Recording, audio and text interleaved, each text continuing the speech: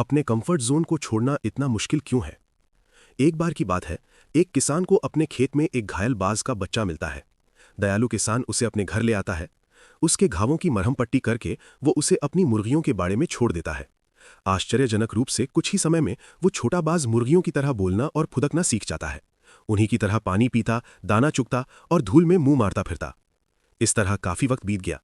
एक दिन किसान का मित्र उससे मिलने आया और जब उसने बाज को मुर्गियों के साथ रहते देखा तो किसान से इस बारे में पूछा। किसान ने सारी कहानी उसे बताई।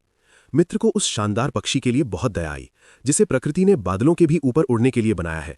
एक शक्तिशाली पक्षी इस तरह धूल में मुंह मारते हुए फुदक रहा है।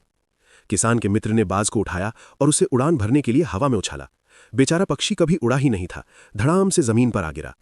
अब वो उस बाज को लेकर खलिहान की चोटी पर चढ़ा और उसे उड़ने के लिए फिर हवा में उछाला। भ्रमित पक्षी ने आधे अधूरे मन से अपने पंख फड़फड़ाए पर उड़ नहीं पाया। वो नीचे पड़े घास के ढेर पे आ गिरा। कुछ देर अपने आप को सामान्य करने के बाद वो फिर मुर्गियों की तरह धूल में मुंह मारने लगा। अगले दिन वो बाज को लेकर एक पहाड़ की ऊंची चोटी पर गया। उसने बाज की आंखों में देखा और चिल्लाया, तुम समझते क्यों नहीं? तुम मुर्गियों की तरह रहने के लिए नहीं बने थे। तुम आकाश में उड़ने के लिए बने हो, धूल में पड़े रहने के लिए नहीं। उसने सुनिश्चित किया कि बाज सूरज की तेज रोशनी का सामना कर रहा था। फिर उसने शक्तिशाली पक्षी को आकाश में आजाद कर दिया और इस बार बाज ने अपने पंख खोले, सूरज को देखा, घाटी से उठती हुई तेज हवा का सहारा लिया और क्षितिज के पार स्वर्ग के बादलों में गायब हो गया। हम भी उसी बाज की तरह हैं। हमें अपनी क्षमताओं का एहसास ही नहीं है। क्यों हम कंफर्ट जोन से बाहर नहीं निकल पाते?